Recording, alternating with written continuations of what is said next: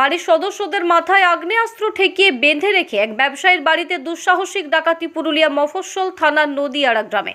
প্রায় ৩৫ লক্ষ নগদ টাকা এবং ৫ লক্ষাধিক সোনার গহনা নিয়ে চম্পট দিয়েছে ওই ডাকাত দলটি বলে দাবি পরিবারের। সকাল হতেই ঘটনাকে ঘিরে চাঞ্চল্য ছড়িয়েছে ওই গ্রামে। আতঙ্কে রয়েছে গ্রামবাসীরা। অভিযোগ, বৃহস্পতিবার রাতে ১২ থেকে ১৫ জনের ডাকাতের একটি দল দরজা ভেঙে আগ্নেয়াস্ত্র নিয়ে বাড়িতে প্রবেশ করে। বাড়িতে থাকা ৪ জন সদস্যের মাথায় আগ্নেয়াস্ত্র ঠেকিয়ে বেঁধে রেখে প্রায় ৩৫ লক্ষ নগদ টাকা এবং ৫ লক্ষাধিক টাকার সোনার গহনা লুট করে পালায় ওই দলটি। একই সঙ্গে সিসি ক্যামেরার হার্ড ডিস্ক, মোবাইল ফোন নিয়েও পালায় তারা। এর আগেও ওই গ্রামে চুরির ঘটনা ঘটেছে। পরপর গ্রামে এমন ঘটনা ঘটার পর আতঙ্কে রয়েছেন গ্রামবাসীরা।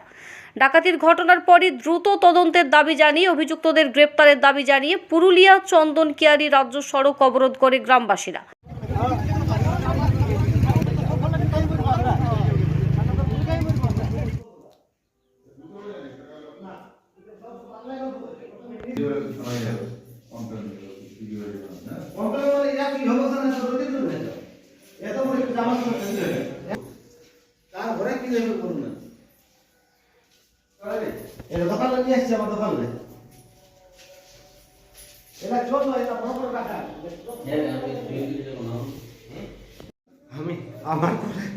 আমার ঘরে রাতে সারা রাত 2টার সময় আমার ঘরে ডাকাতের দল ঢুকে, তারা মোটামুটি 15 জনের লোক আমার ঘরে ঢুকে পড়ে। আমার যাবতীয় আমার মাথায় পিস্তল ঠেকায়। আমার পিস্তল প্রথম আমার মাথায় ঠেকায়, তারপর আমার বউয়ের মাথায় ঠেকায়। আসে নিয়ে বলছে, বল ঘরে আর কে কে আছে। নিয়ে আমার ছেলে ঘরে দুটো ঘুমিয়েছিল, তাদেরকে পিস্তলে ঠেকায় পরে নিয়ে আসে। 4 লোককে আমার দিকে একসাথে বাঁধে দিল, পেছন দিক থেকে বাঁধে দিল। বাঁধে দেওয়ার পরে বল বলছে ঘরে কি কি আছে। ঘরে যাবতীয় ছিল। আমি 2-4 জায়গা প্রথমে দেখাই দিলাম, বলে আর কিছু নাই। তারপর যখন দেখাই নিলাম তখন আবার বাঁধে নিয়ে আমাদের বলছে, তোমার দিকে আবার গুলি করে দেবো, বলো আপনাদের গুলি করে দেবো। তখন আমি ছেলেকে মারি দিবার ভয়ে আমিও তাদের যা ছিল আমার ঘরের সোনা গয়না একটা কাগজ পর্যন্ত রেখে দিই নাই, যা ছিল মোবাইল দুটো সমস্ত কিছু আমার চুরি করে নিয়ে চলে গেছে। ওরা 1.5 থেকে 2 ঘন্টা আমার ঘরে ওরা ডাকাতি করেছে। কোনো রকমে আমি জীবনটা বাঁচাইছি।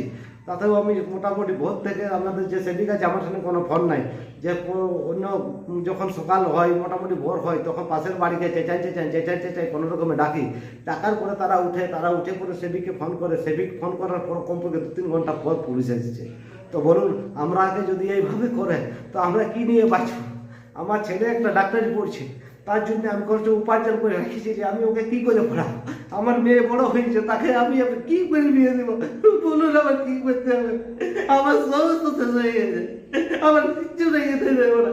আমাদের প্রাণটা কোনো ভাবে বাঁচলো, এটাই আমাদের বিরাট, কিচ্ছু নাই আমার সব শেষ হয়ে গেছে।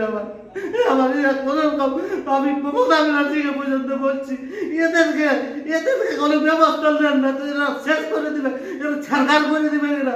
এরা যে কোনো সময় ধমকে দিচ্ছে। লাস্টে আমাদেরকে 4 লোকে একটা রুমে বাঁধে পরে আমাদেরকে রেখে দেওয়ার পরে আমাদেরকে বলছি যে পাশের বাড়ি চুরি করছিস, যদি তোরা একটু আওয়াজ করি তো আসে পরে গুলি করে দেবো। এরকম করে ভয়ে আমরা সারা রাতটা কোনো রকমে কেটেছি। আমাদের কোনো অবস্থা করুন, আমাদের কিচ্ছু নাই।